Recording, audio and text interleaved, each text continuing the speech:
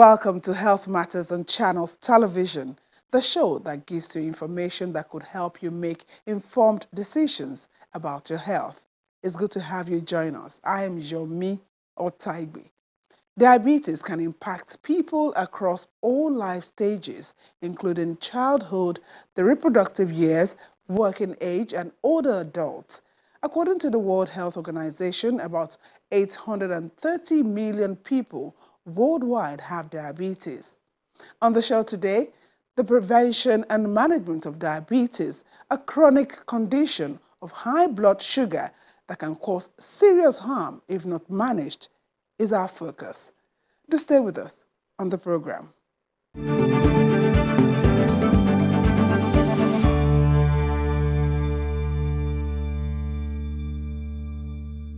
My guest on the show today is Professor Olufemi Fasanmade, a consultant endocrinologist and professor of medicine at the University of Lagos. He's the head of Endocrinology Unit, Diabetes and Metabolism Division of the Department of Medicine and the College of Medicine, University of Lagos, and the Lagos University Teaching Hospital. He's also a former president of the Endocrine and Metabolism Society of Nigeria, among others. Thank you so much, Prof, for joining us today on the show. Thank you for having me. Let's start with a look at why elevated blood sugar occurs. Yes, diabetes is a non-communicable disease, and it is getting commoner and commoner by the day. And why is it getting commoner? It's actually due to a change of the lifestyle that most people live. Before, human beings used to be very, very active. They used to live relatively healthy lifestyles. But now our habits are gradually changing. And you find that as our habits change, so does the prevalence and frequency of diabetes change. What has changed, for instance? In the olden days, people used to eat a lot of fiber. People used to take very, very little refined carbohydrates, if there was none. And people did a lot of physical activity, moving from their homes to their farms, the women going from the homes to the streams, children going to schools in very, very long and far locations. So that kept most people healthy. And that is why some decades ago, diabetes was something that was rare. But today, in the modern life that we live in most countries, especially in the urban areas, people no longer exercise because there are different types of transportation. People have access to very, very cheap large amounts of refined carbohydrates. So you have a meal, you take it, you push it down with a bottle of a soft drink, you take gari or whatever it is, you add sugar. People now even add sugar to rice. Some people add sugar to beans. Some add sugar to their yam. So all of this will be modifiable risk factors. These are very modifiable risk factors. Let's factors. talk about those factors that are not modifiable. The main factors that are not modifiable are like the genetics. If you are born with the genes, meaning both father and mother have diabetes, you can't change your parents. The genes are there, that person is at risk. But what we usually say is that the genes, they load the gun while your lifestyle pulls the trigger. So you need both of them to work in sync. Another non-modifiable factor is age. The older and older you get, the higher the prevalence of diabetes. And that is why the continent that has the least number of people with diabetes is Africa. Not because we are doing the right things, but because the population of Africa is much younger than the population of most other continents. For instance, in a country like Nigeria, the life expectancy is somewhere between 50 to 55 years of age. But if you go to countries like Japan, you find that life expectancy is in the 70s. The same thing too in most of Europe and America. So they have a larger, older population. And the older you get, the more frequently you find diabetes. So after conquering many of the communicable diseases that led to very, very shortened lifespan, as people started to live longer and longer, you find out that they are now exposed to NCDs, which is non-communicable diseases such as diabetes and hypertension. Okay, let's talk about the types of diabetes. I know there's the type 1 and type 2. Yes. First of all, the most common type of diabetes is type 2. In the olden days, type 2 diabetes used to be called maturity onset diabetes or non-insulin dependent diabetes. But because of some confusion in terms of the age of onset, and right now we see type 2 diabetes even in young people, so we now stick with the term type 2 diabetes. It is responsible for about 95% of people with diabetes. And in countries like Nigeria, maybe even 98% of people that have diabetes have type 2. Those with type 2 diabetes, quite a number of them can manage with some tablets. Some of them need some injections to support them, but usually they are able to go about their life using oral medications. On the other hand, type 1 diabetes is relatively rare, especially in Nigeria. Why is it rare in Nigeria? Because quite a number of the people that develop it, they die early. Some die even before the diagnosis because people don't know what it is.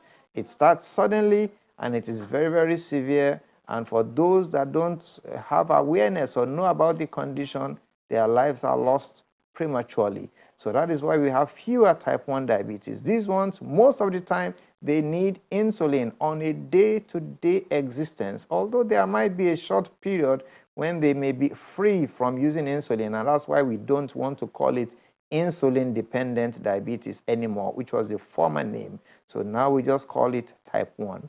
So the type 1 occurs in younger people, is usually more severe, and then very often, in most times, you require daily injections to stay alive and to stay healthy. Now, okay, when is it confirmed that someone has diabetes? What is that parameter that we'll have to look at? To confirm that a person has diabetes, you must do a blood sugar test. And you can't just use one test. Most times you need two tests. So if you go for an annual checkup and you are told your blood sugar is high, you need to go back a second time just to confirm, because diabetes is not just a one-off event of raised blood sugar. It is persistent elevation of the blood sugar. So if something persists, it means you have to check again and again. So usually once you've checked the blood sugar twice and the fasting blood sugar is more than 126 milligrams on 2 occasions, then that person has diabetes mellitus until otherwise proven. If you get to the laboratory and the person has already eaten, you can't do a fasting sugar. You have to do what you call a random sugar. So if you do a random or casual sugar and it is more than 200 on more than 2 occasions, then that person also can be confirmed to have diabetes. We'll take a quick break. When we return, Professor Fasanmade will still be here to give us more on the prevention and control of diabetes. Do stay with us.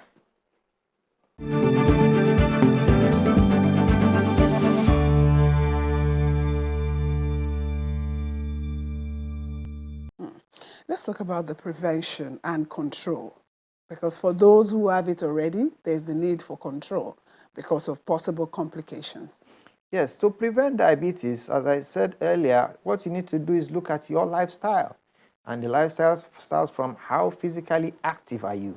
A person who is always sedentary because of his profession, staying in one position from morning to night at a desk, is at high risk. So we must learn to move around. We must learn to use the stairs. We must learn to take a walk rather than to take a bike or to take a taxi.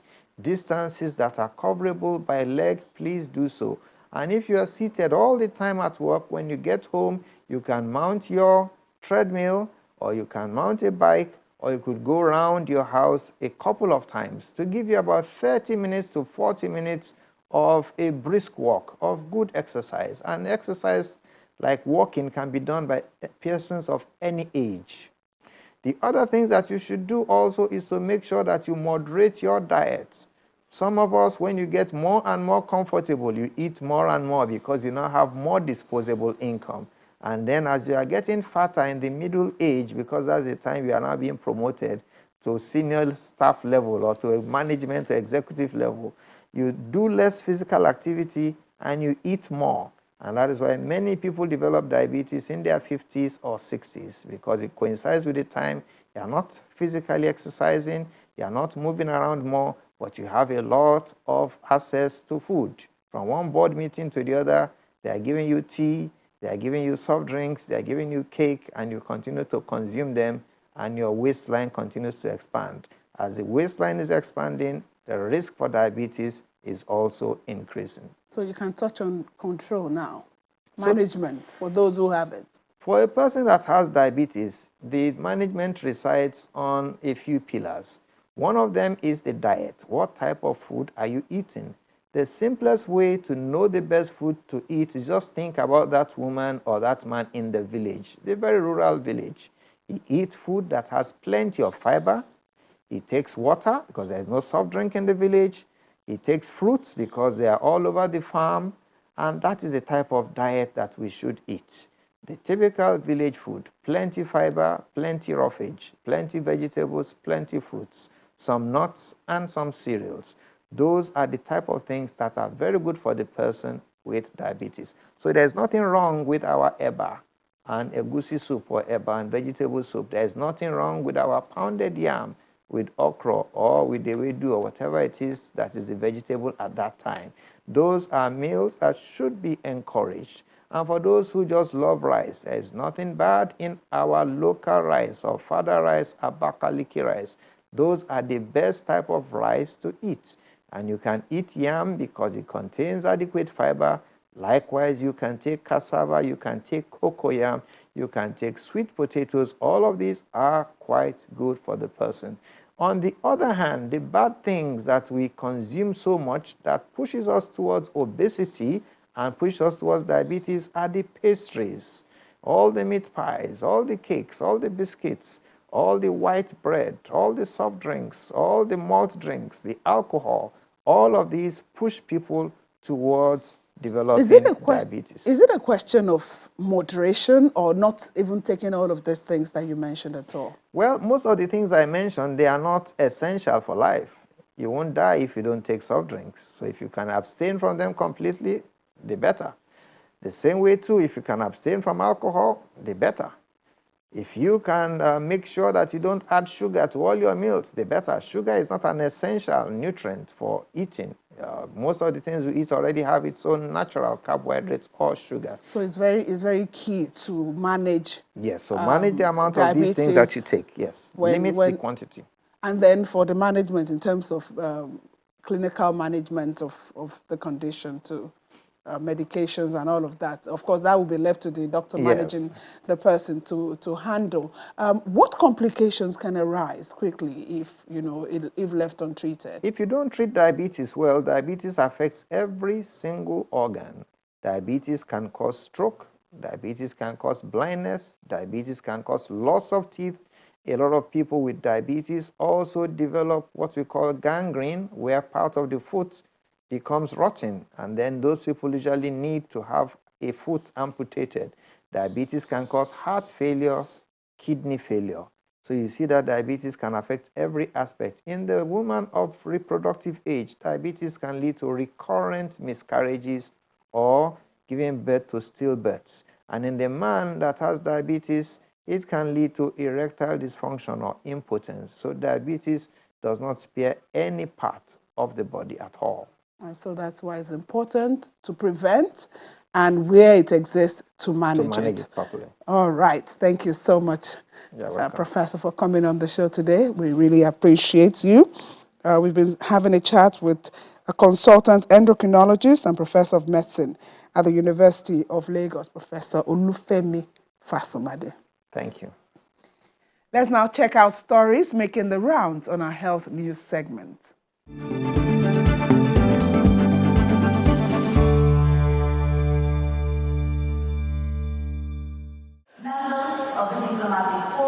The federal government of Nigeria has convened the first national traditional and religious leaders summit on health in Abuja, bringing together key community, religious and traditional leaders with government officials to accelerate health sector reforms under the Nigeria Health Sector Renewal Investment Initiative.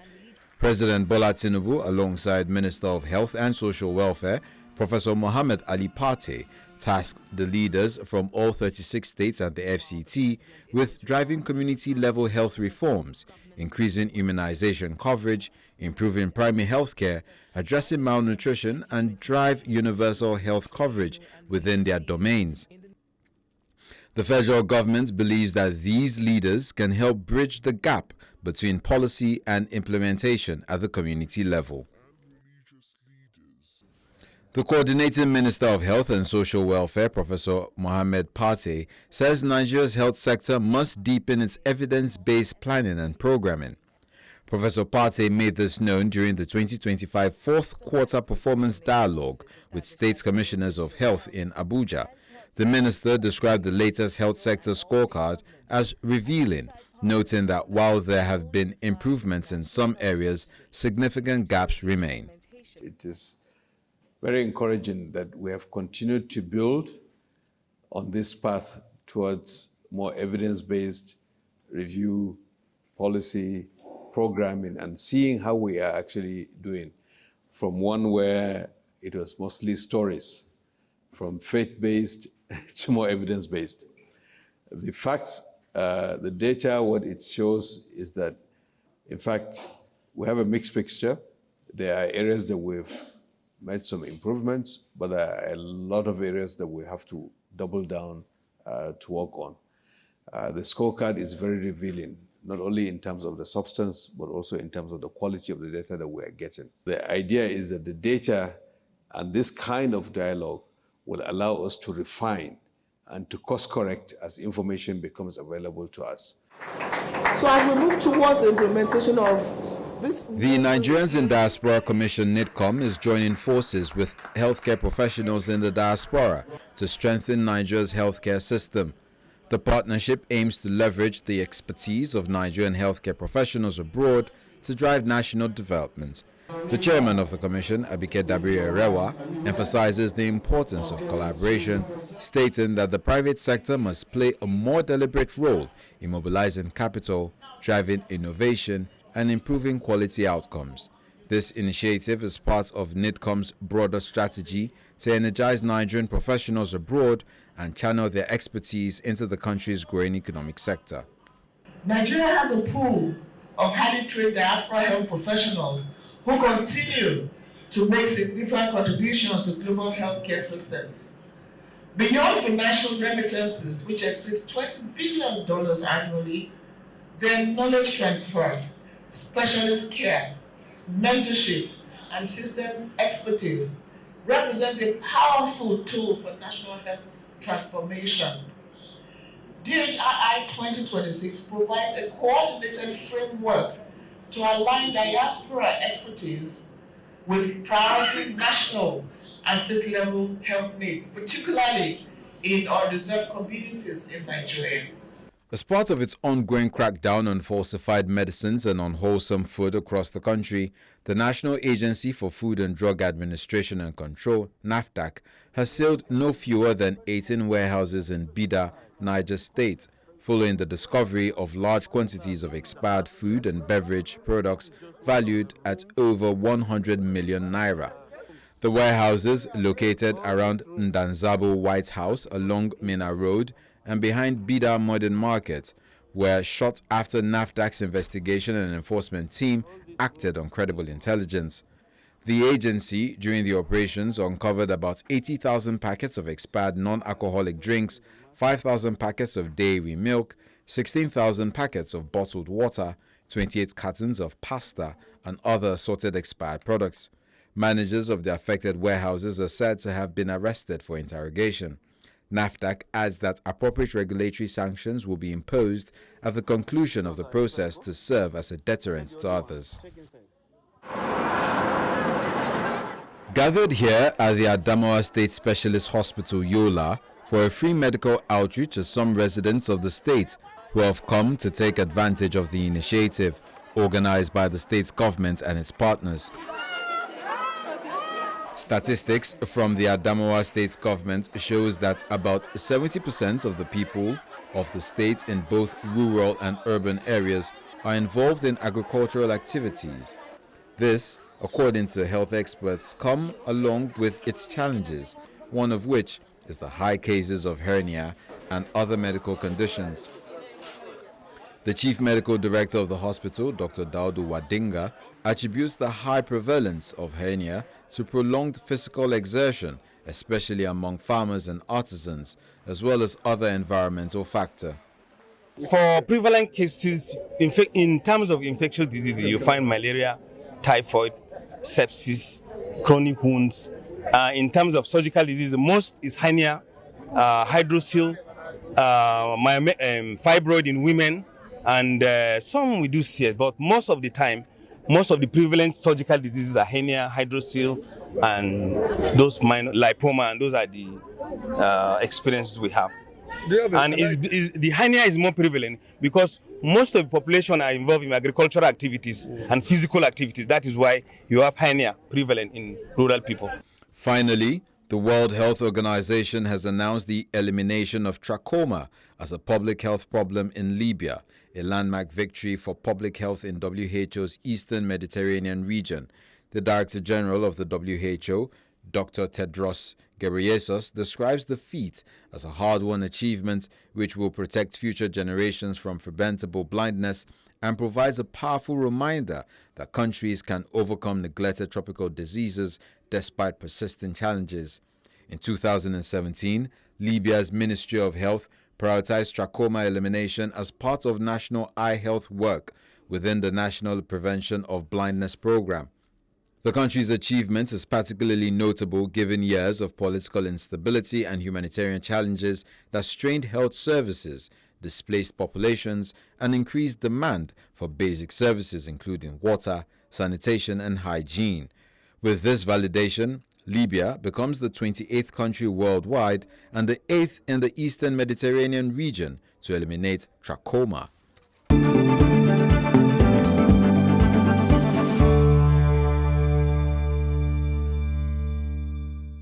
Remember, diabetes prevention is about giving your body the premium nutritious food it deserves and keeping the systems clean with regular exercise. Also, if you're already dealing with the condition, do ensure its proper management by following your doctor's advice.